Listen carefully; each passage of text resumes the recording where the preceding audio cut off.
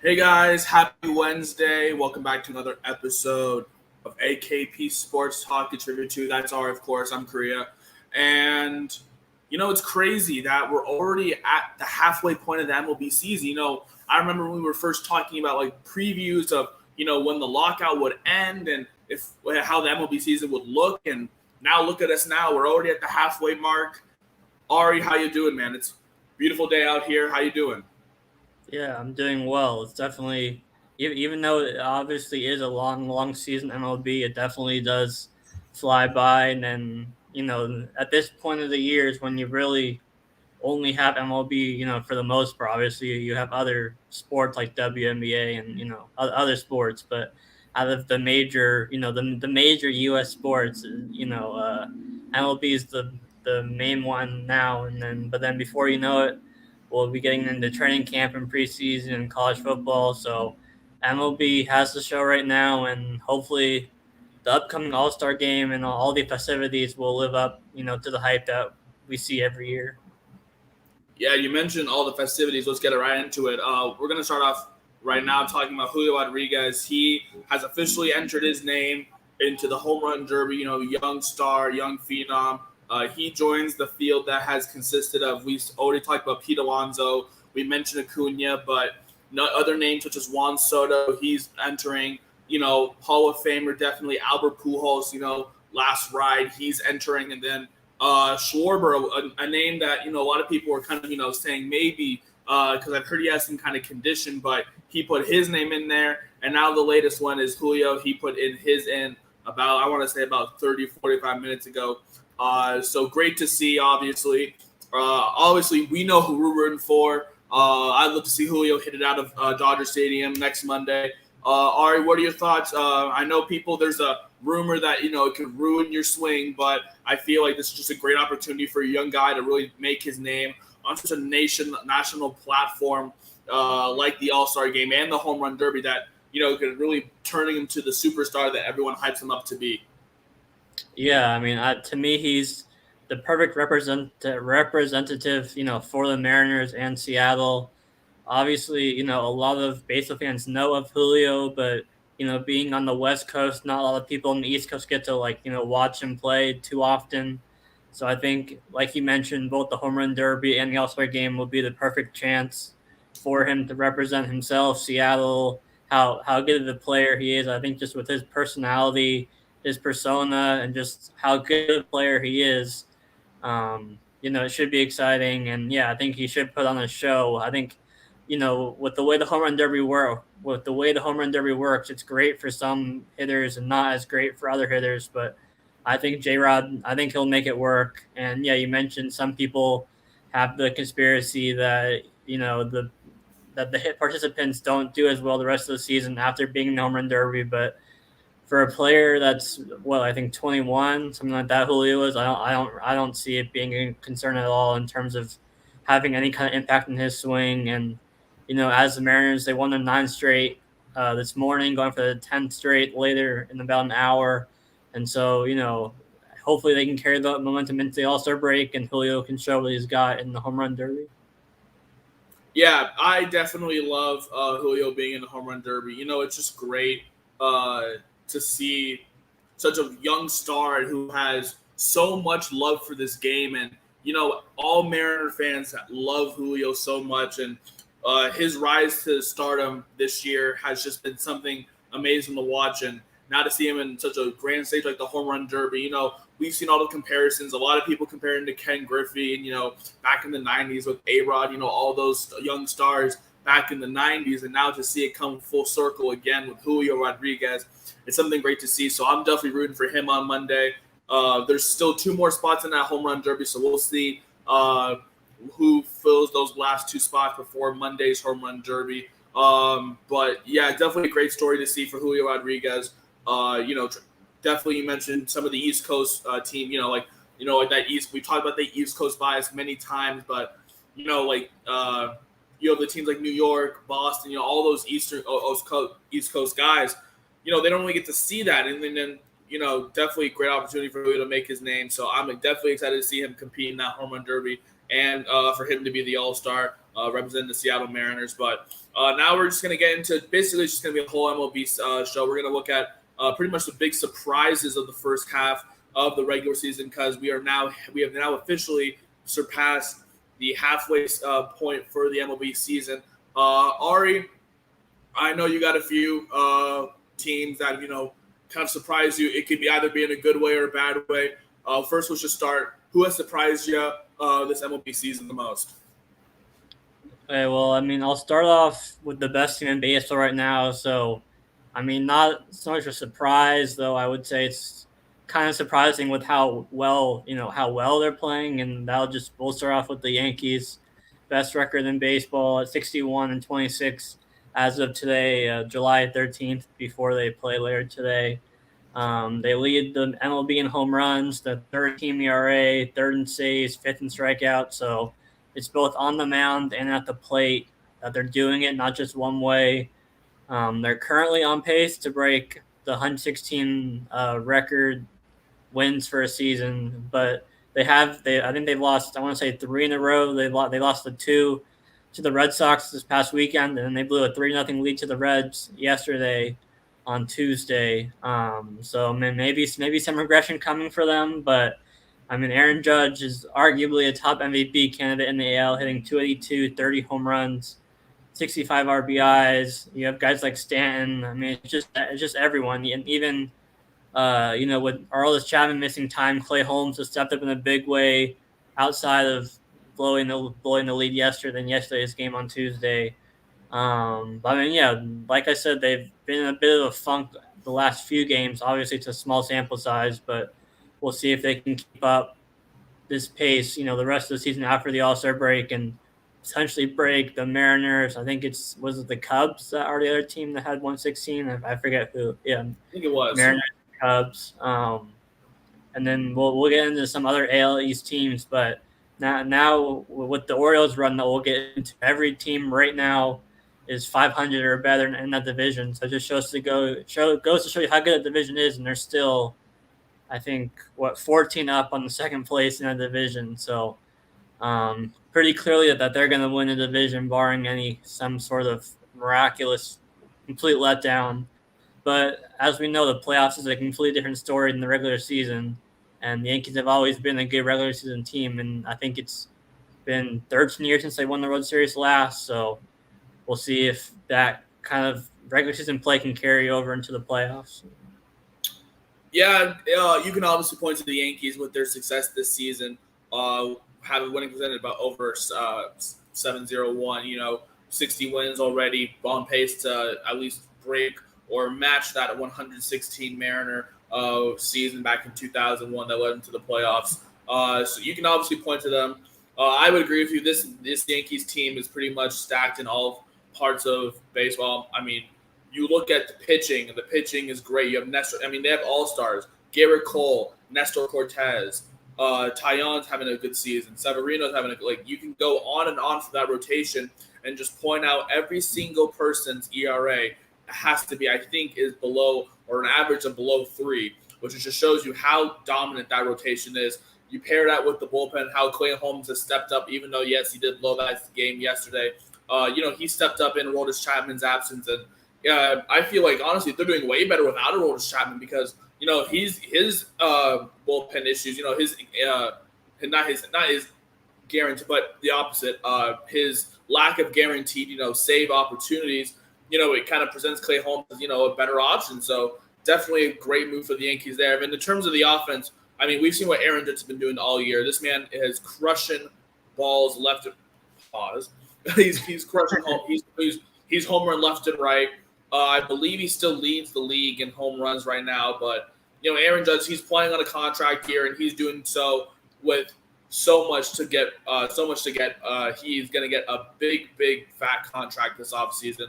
But that's what he's playing for, and he's playing for great for this Yankees team. You mentioned all the assets they brought in with Kiner Falefa, and they brought back Donaldson, and just obviously they still have Stanton, and they still have Anthony Rizzo, who's playing well, and they still have Joey Gallo, who, even though he strikes out at a ridiculous rate, sometimes he can hit one deep to right field sometimes. So wherever you think, like this Yankees roster is from top to bottom just always something to marvel at, just because of how stacked their lineup is and how just ridiculous their rotation is every single year. So definitely the Yankees right now, one of the big surprising teams just in how good they are this year. I mean, everyone knew that they were going to be good in the regular season. You mentioned they are definitely a regular season favorite to just either win a division or compete at the top of that AL East division every single year. But their inabilities to make it past the ALCS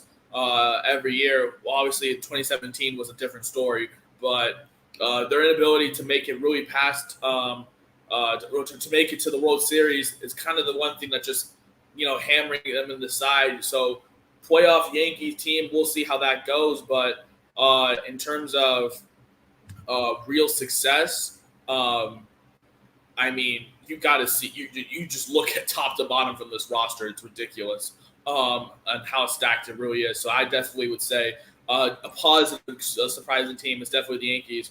I want to go to a quick negative one here, and I'm going to go with a team that not really many people are talking about, but I like to clown on them.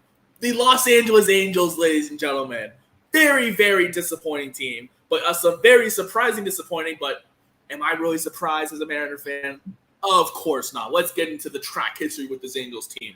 They have completely wasted Mike Trout's career. Shohei Ohtani's next. He could have came to Seattle, but he went to waste away his career down in Los Angeles. That's okay. Because obviously the records have shown ever since the big fight, the Mariners are now 13-2, and the Angels are 3-10. Just disappointing every year. We talk about this Angels team. They have Rendon on that horrible contract now because he's injured, and I was going to be suspended for next season for a few games because of that fight. So he's out for a little bit. He's out for a considerable amount of time. You have that bullpen, which has always been the one thing kind of clamoring into the side of the Los Angeles Angels. The bullpen is something that just seems to fail for Los Angeles every single year. They bring in new guys and nothing happens. I mean, yes, they have Syndergaard and they obviously still have Ohtani pitching, but it doesn't matter because nothing works. The rotation is not that strong anymore. Everyone's figured them out. The Angels, all they rely on is their offense, and their offense is not clicking. Obviously, Shohei Ohtani and Mike Trout are still doing their things because both all-stars. But still, other than that, when you really point out to the Angels, all you just see is just constant disappointment with this team. And here we are at the All-Star break. Angels are, I think, almost 11 or 12 games under 500 after they were. Yeah, exactly. Yeah. After starting out 27-21, they've fallen out 38-49. It's getting ridiculous with this team. I mean, if I was Mike Trout, I would demand a trade out of there, go somewhere else, go back to Philly where you go play for the Phillies. They would go back home over there, go to a championship contending team because this is ridiculous. The Angels have built so much around Trout offensively that in terms of the pitching staff, they're just not doing anything.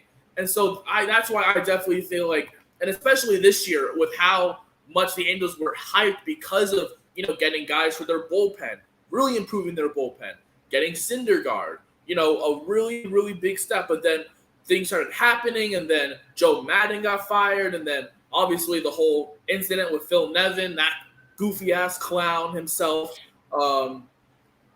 the whole incident with him and the Mariners, that was another thing that happened there. And then after that, obviously the Angels, it was kind of interesting. We talked about, okay, who's really going to bounce back after that brawl between the Mariners and the Angels, and we see who's really stepped up to the occasion and who really just squandered under the pressure. And here we go, the Angels, here we go. We keep talking about how they keep disappointing, and here we are almost at the All-Star break, them almost 11 games under 500, but getting swept on the road by this hot Baltimore Orioles team, just cannot find any groove and just not playing great baseball. So I definitely would say the Angels, one of the more disappointing teams this season, but I have plenty more. But in terms of ones that I've seen, definitely them. Yeah, I mean, you mentioned their pitching. Obviously, you have Ohtani crushing it, and then they also have Patrick Sandoval, who's a sub-3 ERA. But, I mean, after those two, it's not much. Scar's been awful, especially on the road. Lorenzen's been bad. Reed Detmers had the one no-hitter. Other than that, he's been awful. Their closer Iglesias is throwing bubble gum on the field and in the fight. Sunflower seeds. He's been decent this year. I think he's top 5, maybe top 7 in saves, but his ERA is still like over 4. He's also had some really bad outings. He blew I think it was 4-2 lead in that Orioles series. I think like last Friday, I believe it was. And then you got Rendon's missing basically a second straight year. You have guys like Walsh, Marsh, Taylor Ward, guys who have been solid in the past but aren't helping this year. So you really just have Trout and Ohtani doing what you expect them to do, and then after that you have Patrick Sandoval who's been good, but there's not enough pieces outside of Trout and Ohtani. And I've heard some people in the baseball kind of Twitter sphere, social media, say that they should look into trading Trout at the trade deadline because you're not going to let Ohtani walk with what he can do, both on the mound and at the plate. And obviously, it's not to take away from Trout. He's still one of the best players in the league, but this is the time to get top value for him. Otherwise, they'll just keep kind of being in no man's land where they're not going to go anywhere with those two. So it'll be interesting to see, if they do. I haven't heard any like legitimate rumors that I'm looking into trading Trout. I've just heard people suggest that they should do it. I doubt it. Like it feels like if that's gonna break the baseball world if that actually was to happen, but it seems rather unlikely. But we're about 2.5 weeks away from the trade deadline. I think August 2nd, I believe it is. So we'll see if anything comes out of it. But the disappointing team I'm going to get into is the White Sox, currently sitting at 42 and 45. That was my other team. They were at least like betting wise, they were like a top 2, maybe top 3 team to win not just a division, but like represent the AL in the World Series this year. And right now they're 42 and 45. They're 5 behind the Twins in the AL Central. And then let's see, in the wild card, they're 3.5 outs. They're still like relatively, they're still in the race, but they've dealt with injuries, which so has pretty much every team at this point in the season. Dylan Cease has been their ace by far, 2.30 ERA, one of the arguably like a top 5 Cy Young candidate right now in the AL. But after that, the pitching has been pretty bad. Giolito has an ERA over 5. Kopech was really good early in the year, but he's kind of regressed a little bit. Lance Lynn's been awful. Liam Hendriks been pretty good when he's been on the mound, but he's been hurt a little bit. And then you have Tony La Russa as a manager who, been a lot of situations with him that have been kind of weird this year. You have like the unwritten rules in baseball that he got mad about earlier in the year. They ran to the triple play with the base running against the Twins. I think it was like a week or two ago. Like they just kind of been like a weird team, but they still have 80 plus games left and they're only 5 outs, so they still have time to, find the groove. But they've definitely been one of the more disappointing teams so far this season. I was going to go mention pretty much every single thing you mentioned. The Chicago White Sox, people were saying that they're a World Series contender and how, that roster was built around, with Cease, that's pitching rotation. Liam Hendriks in the bullpen. You have that offense with Tim Anderson, obviously all-star starting shortstop. Obviously Abreu still there. Luis Robert. Jimenez just came back from injury, but I think one of the biggest things that has been plaguing this White Sox team is injuries because of all the injuries they've had on this team as well. So, obviously that happens. It's just baseball sometimes, but still, I definitely agree with you. One of the more disappointing teams in terms of just, in terms of how much success we really, a lot of people have for this team.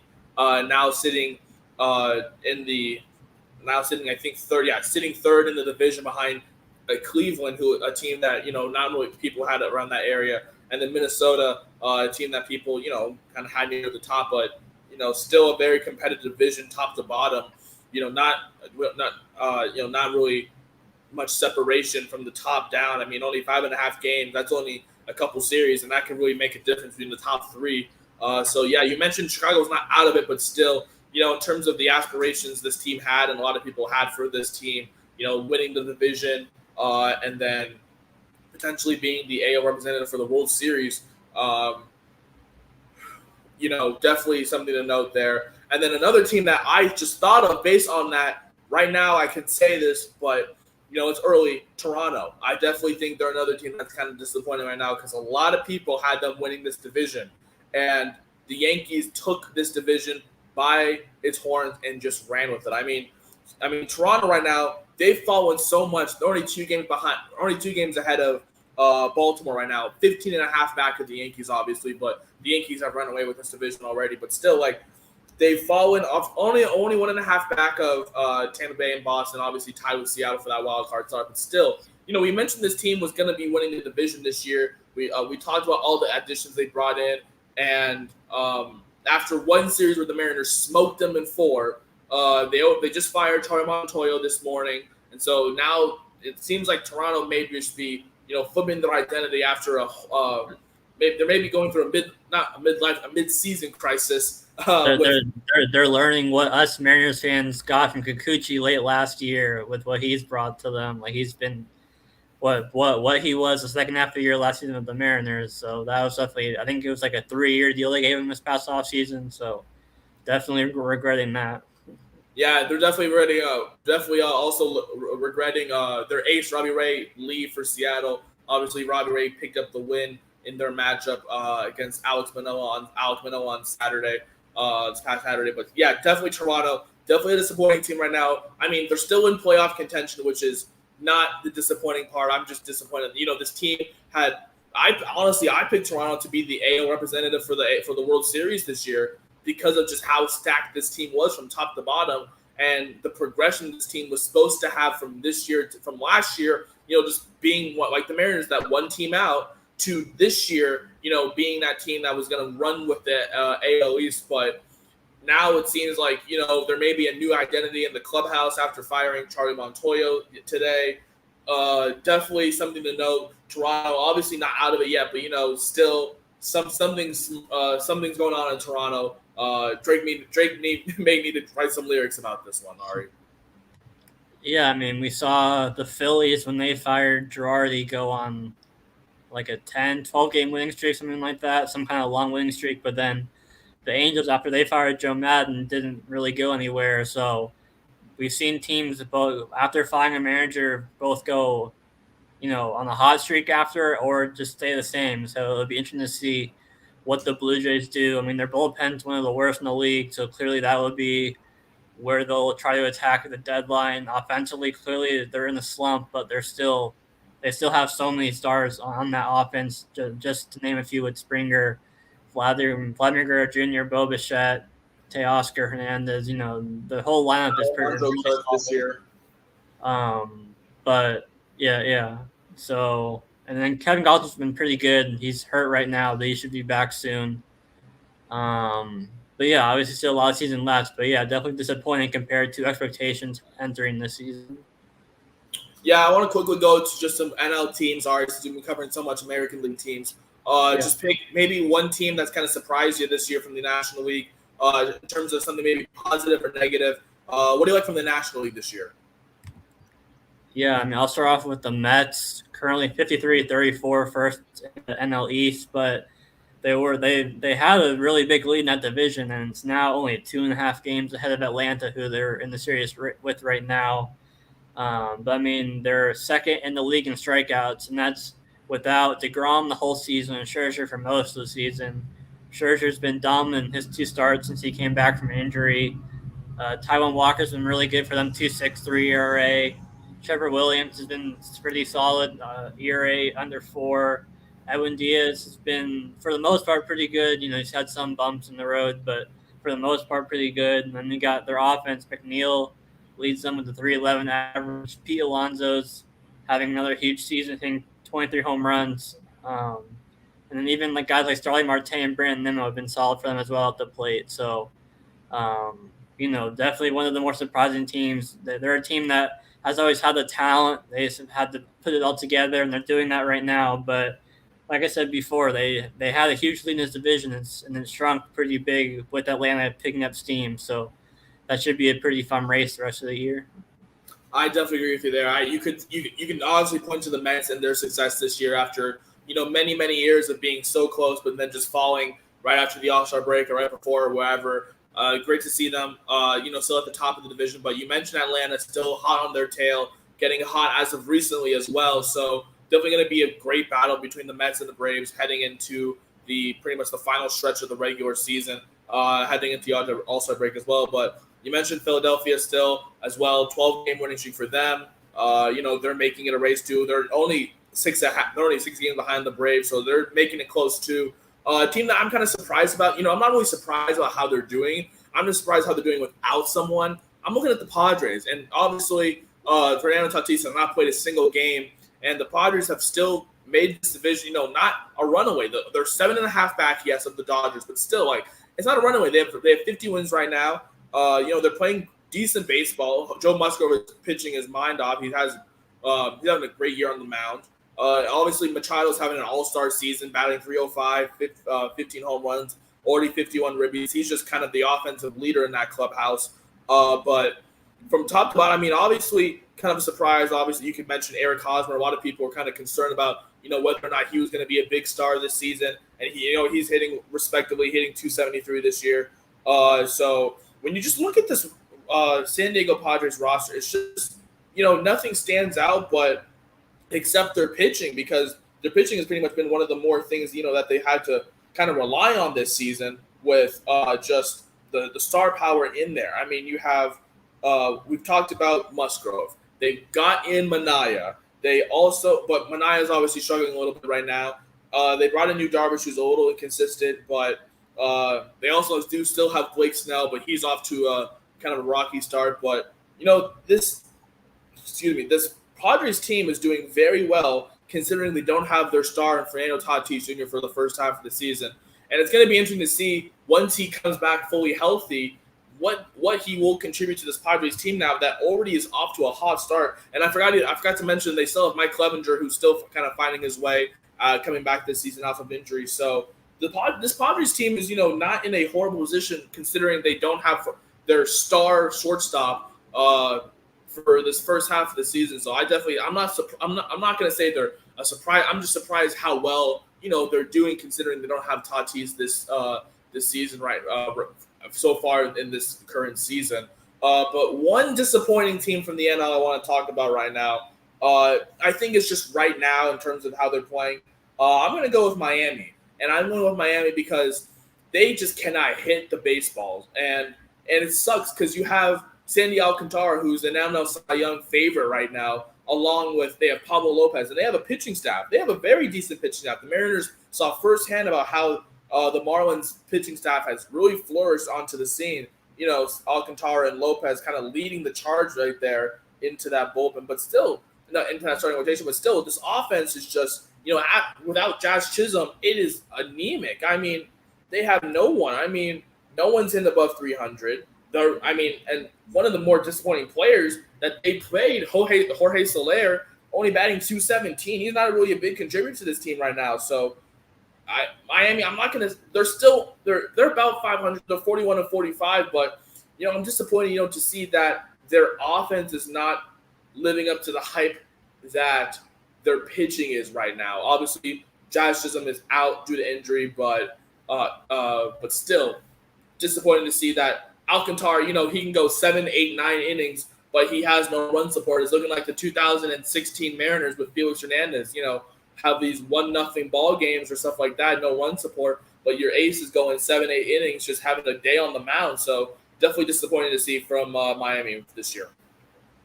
No, yeah, I mean, that was the worry coming into the season. We knew how good the pitching was going to be.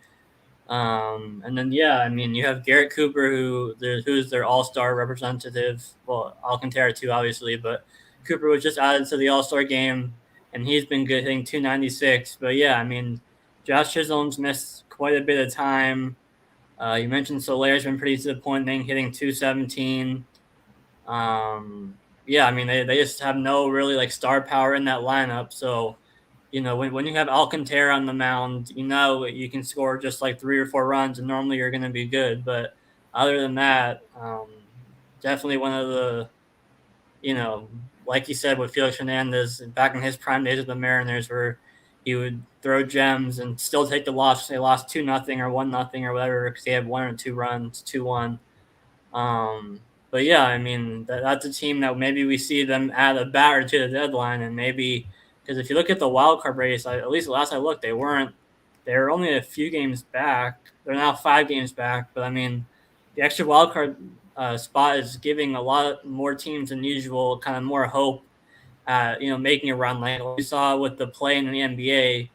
Adding that made more teams want to win, be more competitive. So hopefully this third wildcard spot does the same MLB where it makes more teams want to go for it and not just completely tank.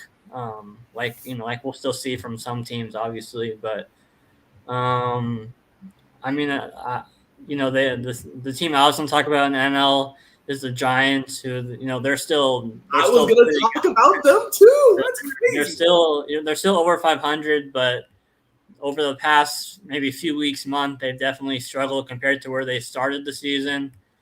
I mean, they have Carlos Rodon, who has been really, really good this year. But, I mean, their offense has been pretty inconsistent this year. Their bullpen's been pretty inconsistent from what I've seen so far this year. I mean, Jock Pearson has had some huge home runs. He leads them with 17 home runs. But, I mean, if you just look at the lineup top to bottom, Brandon Belt has been pretty disappointing, hitting 232. Wilmer Flores thing 252. So they don't have any super high average kind of anchor hitters, if you want to call it that. Yeah, I mean, probably Pearson and Flores have been their 2 best hitters, but their offense has been up and down, and then their rotation is obviously led by Carlos Rodon, but then their bullpen's been up and down. Logan Webb's been really good for them along with Rodon, but then Alex Wood and Alex Cobb have both been pretty inconsistent. So, coming off I think 107 wins last year, definitely a disappointing team after what they did last year. But I think a lot of people thought that they kind of overachieved last year to an extent. And, I mean, they brought in Rodon this offseason after losing Gosman, I believe, was it from last year? And Rodon's been really good. But, yeah, I mean, they've had a few anchor pieces like Rodon and Webb that have been really good, but their hitting's been inconsistent. Their bullpen's been up and down. And so I think that's what's led to their downfall. Not complete downfall, but just, the last month or so, which led to them being so consistent. Yeah, you mentioned everything I was going to say about this Giants team. A little bit of aggression from last season, that 117 win. I believe they won or was super close to winning the NL West. Oh, no, they did win. Yeah, they did win the NL West last year. So, coming off an NL West division title last year, coming into this year, now sitting, a little bit above 500 in the middle of this, heading into the All-Star break in that stacked NL West division that we always talk about. A little disappointing to see. Obviously, you mentioned the bats aren't really the brightest over there especially after Chris Bryant decided to leave and go to division rival Colorado. So that's already one bat that you would definitely miss. And then obviously, Kevin Gosman's dominance with this Giants team last year, definitely missing them. Considering you mentioned Alex Wood and Alex Cobb, not really the starters that the San Francisco Giants hoped they would have. But obviously, still Logan Webb and Carlos Rodon are still doing their thing, but you mentioned that bullpen as well, definitely inconsistent, and something to really note about for this Giants team. But now we're going to get into our final thing.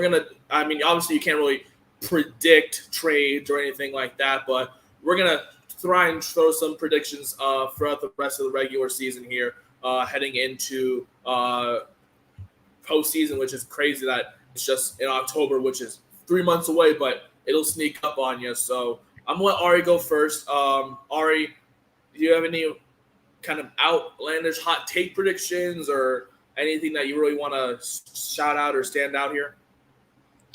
I mean, I think one interesting team the Orioles and Mariners are the 2 hottest teams right now with their 9-game winning streaks. And I think one interesting it's not really a prediction, but I just wanted to bring it up. One interesting thing to keep an eye on at the trade deadline coming up is, and I think it'll depend on how they play the next couple of weeks leading up to the deadline, but the Orioles originally were a team that was going to be sellers at the deadline, and now if they keep, if they obviously they're not going to win every game up to the trade deadline, but if they keep at this, not at this pace, but if they keep playing well up to the trade deadline, what do they do? Whether that's because if they're a couple games out of the wild card and they sell, the fans are going to be obviously upset.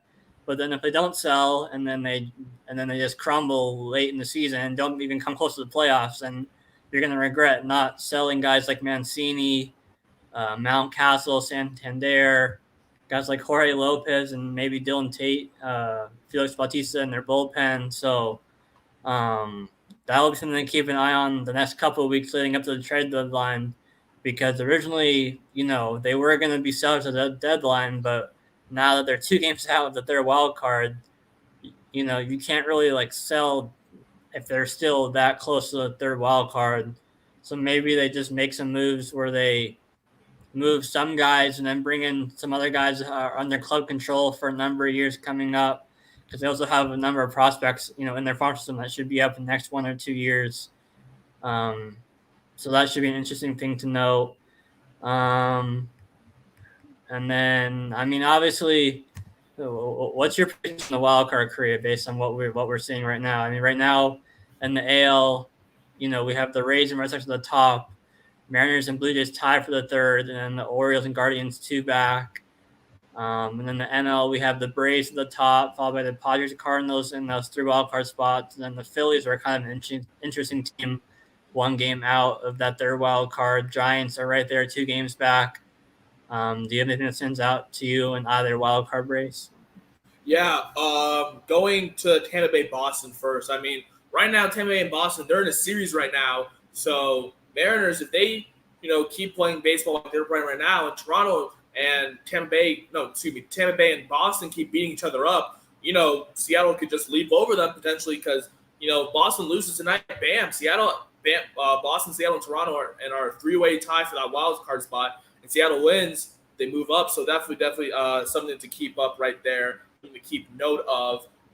But in terms of this wild card race, I think it's going to come down to that final week again between these teams in the American League. I think in the National League, I think it's going to be more settled as we head into the late September weeks. But for this AL wild card, it's just going to be so competitive because of how competitive that AL East is. And you mentioned that Baltimore Orioles team. They're in a weird position right now. They're overachieving to the max. They're at 500 heading into the All-Star break right now. That whole division's above 500 or above. And if you're Baltimore, obviously you mentioned they were mentioning selling guys like Mountcastle. I heard Mullins was in there. You mentioned Santander. All these guys who are kind of not really key members of the rebuild for the Orioles. But now, since they're playing so well right now, you're like, okay, well, you're in this weird position. Do you sell and, kind of choke on purpose to build the future? Or do you buy now and, kind of ruin what you built for so long? And that's definitely going to be a hard decision for this Baltimore Orioles team as we head into the trade deadline. So that's definitely something to notice there. But in the American League first, I think it's going to really come down to these final weeks because I definitely see right now 6 teams that are definitely going to be competing in those final weeks. And those teams are Tampa Bay, Boston, Seattle, Toronto, and I believe Cleveland and Chicago are definitely going to be up there depending on what Baltimore does. I think, and you can maybe sprinkle the Angels if they get their act together, which I don't believe they will. But I definitely feel like this AL wildcard is going to – I feel like it can come down to that final day once again, that potential 4 tiebreaker team split last year that we had between the Yankees, Mariners, Blue Jays, and Red Sox. There was so much going on that final Sunday. So I feel like it's going to come down to it again, but I feel like it's going to be, one team in, one team out based on that, final weekend for the American League. For the National League, I feel like it's going to be a little more settled. I feel like this Mets Braves kind of chase to the top is getting more and more intriguing now, with the Braves kind of finally getting their rhythm back having Acuna back now definitely is a big spark to the lineup. Matt Olson's hitting the ball well. Austin Riley's one of the best hitting third basemen in baseball right now. So definitely the Braves and Mets. I think that series is going to come down to one. I think that division title is going to come down to the wire as well. And in terms of the wild card, you mentioned the 5 teams that are there right now. Atlanta, who leads it, along with San Diego and St. Louis, and then Philly, who's just a game behind St. Louis, and San Francisco, who's right behind who's a game behind Philly. I feel like that could definitely be something to keep note of. I feel like that last spot is going to be really, really key between St. Louis and Philly. And I remember they had that series just this past weekend between the two teams. And I feel like that series could come, by them based on tiebreakers and all that stuff. But the way this St. Louis team is playing right now, they're playing with a little bit of, obviously, with it's a lot of people didn't really have expectations for them to win the division, but they're also right there in the division as well. I think a game and a half behind Milwaukee. So I think a lot of these division races in the National League are really going to come down to those final few weeks in the National League. I'm predicting that it's going to be super, super close between each team. I think it's going to be 2 or 3 games separating from the Central and the East. For the West, if Tatis comes back and, lights a spark in this San Diego team, I see they can catch up, but this Dodgers team is just too good, from top to bottom. We've already talked about the Yankees being too good. You see the Dodgers lineup, and it's a cheat code. So I definitely feel like this is the Dodgers division to lose. But for the East and the Central divisions, I feel like it's going to come down to the final 2 weeks, especially in that NL East where you have Philly who's creeping up there. You can't forget about Miami, who could do something at the All-Star break and maybe be in contention. And then the Braves, who are playing some good baseball. And then the Mets, who obviously from top to bottom have a good lineup and have one of the best starting rotations with Scherzer and DeGrom, as well as Taijuan Walker, who's pitching well, which I'm still pissed about because he used to be a Mariner. He wasn't pitching this well, but all of a sudden he goes to New York and he's a new man. I mean, you also have Chris Bassett. We mentioned Tyler McGill, full starting rotation. You've mentioned Edwin Diaz, who has looked good at times this year as well. So I feel like the Mets and Braves is going to be one of the key series that's going to come down to the end. And then NL Central, Milwaukee and St. Louis, those 2 teams I feel like are kind of running away from this division in terms of, playoff opportunities. And I feel like it's going to come down to the wire as well. But I feel like the West definitely, again, is the LA Dodgers division to lose. I don't see anyone stopping them right now the way the Giants and pretty much anyone below the Padres is playing right now. The Padres have a chance, but they need a lot of more. They need a lot more starting pitching help to stop that Dodgers lineup, because I think I saw an interesting stat the other day that the last times these 2 teams have met, the Padres have only won once, and the Dodgers have just owned that series between the 2 teams that are only separated by an hour and a half. So if the Padres really want to make a contention in this division, I feel like they really need to adjust their starting pitching and see what is really going on, with Blake Snell, who's struggling, Manaea, who's struggling, to really make sure that rotation can pull up maybe the NLDS or NLCS against a team like the Dodgers, who have a stacked lineup from top to bottom. No, yeah, without a doubt. Definitely. Starting pitcher is definitely a huge need, potentially at the trade deadline for the Padres. Just one other kind of, and this is more for the AL, I wanted to just bring up, is Toronto and teams traveling to Toronto, because the Royals aren't in the mix, obviously, but Jeff Passan just said on Twitter that they're going to be without 10 players who are unvaccinated in their upcoming trip to Toronto. You have Andrew Benintendi, Whit Merrifield, MJ Melendez, Hunter Dozier, Brad Keller, Brady Singer. So basically 4 of the top hitters and 2 of their top starters. So, I mean, obviously Kansas City won't be in the race, but just other teams going up to Toronto who are going to be in critical must-win situations later in the season, and who might be without certain players, in those key situations in must-win games. It's going to be another interesting kind of note to keep an eye on as we get further into the season, and one that could be an advantage, for Toronto at home.